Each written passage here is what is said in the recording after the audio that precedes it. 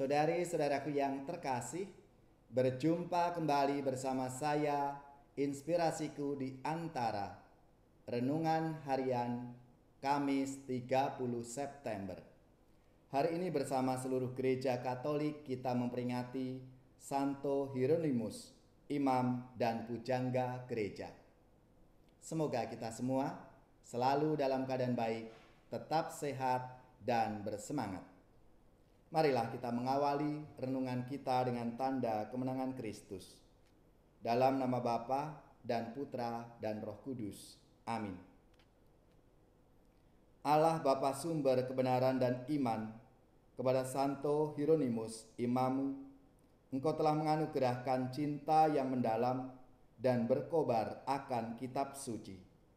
Semoga umatmu semakin dikuatkan oleh santapan sabdamu dan menemukan di dalamnya sumber kehidupan.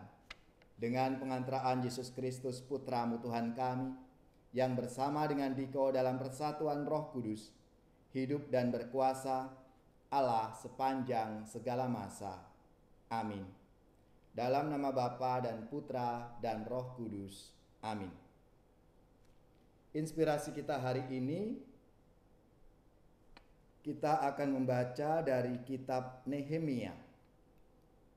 Bab 8 ayat 1 sampai 5a, dilanjutkan ayat 6 sampai 7, 8b sampai 13 dari bacaan yang pertama. Marilah kita baca bersama dan kita renungkan. Sesudah kembali dari pembuangan, orang-orang Israel menetap kembali di kota-kota mereka. Lalu pada bulan ke-7 berkumpullah seluruh rakyat di lapangan di muka gerbang air di Yerusalem. Mereka meminta kepada Esra ahli Alkitab supaya membawa kitab Taurat Musa, yaitu kitab hukum yang diberikan Tuhan kepada Israel. Dan pada hari pertama bulan ke-7 itu, Imam Esra membawa kitab Taurat itu ke depan jemaat, pria, wanita, dan semua yang dapat mendengar dan mengerti. Ia membacakan beberapa bagian dari kitab itu di halaman di depan gerbang air dari pagi sampai tengah hari, di depan pria, wanita, dan semua yang dapat mengerti. Dengan penuh perhatian seluruh umat mendengarkan pembacaan kitab Taurat itu. Adapun Esra ahli kitab berdiri di atas mimbar kayu yang dibuat khusus untuk peristiwa itu. Ia membuka kitab itu di depan mata seluruh umat, karena ia berdiri lebih tinggi dari semua orang. Pada waktu ia membuka kitab, semua orang bangkit berdiri. Lalu Esra memuji Tuhan, Allah yang Maha Agung, dan semua orang menjawab, Amin, Amin, sambil mengangkat tangan. Kemudian mereka berlutut dan sujud menyembah Tuhan dengan muka sampai ke tanah. Para Lewi menjelaskan hukum itu kepada jemaat, sementara rakyat berdiri di tempatnya. Bagian-bagian kitab Taurat Allah dibacakan dengan jelas, dengan diberi keterangan-keterangan, sehingga pembacaan dimengerti. Lalu Nehemia kepala daerah dan Imam Esra ahli kitab, serta orang-orang Lewi yang mengajar jemaat, berkata kepada seluruh hadirin, hari ini adalah kudus bagi Tuhan Allahmu. Kalian jangan berduka cita dan menangis. Karena semua orang itu menangis ketika mendengar kalimat-kalimat Taurat. Lalu berkatalah Nehemia kepada mereka, pergilah, makanlah sedap-sedapan, dan minumlah minuman manis. Dan berikanlah sebagian kepada mereka yang tidak sedia apa-apa. Sebab hari ini kudus bagi Tuhan kita.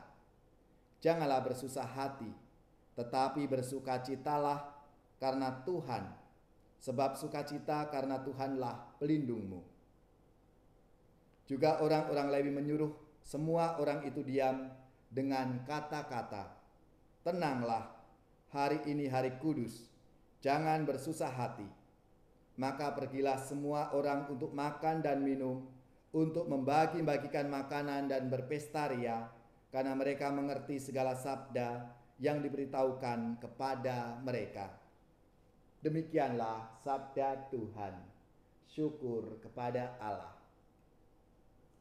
Saudari-saudaraku yang terkasih, selamat dan profisiat untuk saudara-saudara, gereja, paroki, dan lembaga-lembaga yang pesta nama pelindung Santo Hieronymus. Semoga semangatnya memberi inspirasi dalam hidup dan karya pelayanan kita. Tidak mengenal kitab suci berarti tidak mengenal Kristus. Itulah kata-kata terkenal dari Santo Hieronymus yang kita peringati hari ini. Santo Hieronymus terkenal dengan jasanya menerjemahkan kitab suci Perjanjian Lama dari bahasa Ibrani dan Aramik ke bahasa Latin, dan kitab suci Perjanjian Baru dari bahasa Yunani ke bahasa Latin. Kitab suci terjemahan Santo Hieronymus ini dikenal dengan sebutan Vulgata. Maka baik sekali kalau kita merenungkan pentingnya kitab suci dalam hidup gereja, tetapi juga dalam hidup kita sehari-hari. Dalam kitab Nehemia, ketika umat Israel kembali dari pembuangan Babel dan mulai membangun kota-kota mereka kembali, hidup iman mereka kini lebih terpusat pada sabda Allah melalui kitab suci. Pada bacaan pertama hari ini, pada zaman Nehemia menjadi kepala daerah di Palestina, orang-orang Israel berkumpul untuk mendengarkan kitab Taurat Allah yang dibacakan dari pagi hingga tengah hari. Seketika itu juga mereka sangat tersentuh. Itulah sebabnya Nehemia berkata, "Hari ini hari kudus bagi Tuhan Allahmu. Kalian jangan berduka cita dan menangis, karena semua orang itu menangis ketika mendengar kalimat-kalimat Taurat." Menangis diartikan sebagai arti yang mendalam, bagaimana hati kita tersentuh karena sapaan Tuhan melalui sabdanya lewat kitab suci itu. Sabda Tuhan bukan hanya mencerahkan dan memberi arah hidup kita. Sabda Tuhan itu sendiri menjadi bentuk kehadirannya yang begitu dekat dengan kita umatnya. Saudari-saudaraku yang terkasih, membaca kitab suci bukan hanya perkara menemukan inspirasi atau kata-kata mutiara yang bisa digunakan untuk meneguhkan hati atau memberi nasihat baik bagi yang sedang bingung. Membaca kitab suci juga perkara menghayati Tuhan yang sedang hadir melalui sabdanya. Tuhan hadir dalam sabdanya terutama apabila kitab suci itu dibacakan dalam liturgi sabda di perayaan Ekaristi. Kata-katanya yang ada dalam kitab suci menjadi cara Tuhan hadir dan menyertai kita umatnya. Maka kehadiran Tuhan itulah yang harus kita tangkap dan kita syukuri. Saudari-saudaraku yang terkasih, Santo Hieronymus mengajak kita untuk mengenal dan mencintai kitab suci yang tujuannya bukan untuk kitab suci itu sendiri, melainkan agar semakin mengenal dan mencintai Tuhan Yesus Kristus yang hadir dalam hidup kita setiap hari. Ku mohon ya Tuhan, buka hati hamba, buatlah hamba mampu mendengar sabdamu. Gemakan ya Tuhan lagu panggilanmu, supaya jiwaku mengidungkan perintahmu.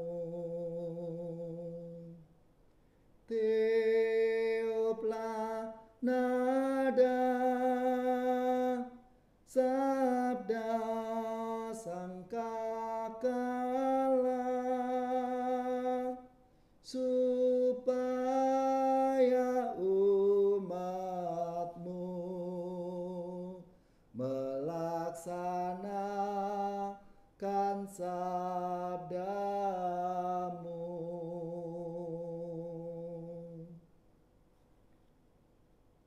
Semoga saudara-saudari sekalian, keluarga-keluarga, komunitas kita, orang-orang yang kita doakan, mereka yang sakit, yang menderita, seluruh tugas, belajar, pekerjaan, usaha serta karya pelayanan kita dibimbing, dilindungi dan diberkati oleh Allah yang Maha Kuasa, Bapa dan Putra dan Roh Kudus. Amin.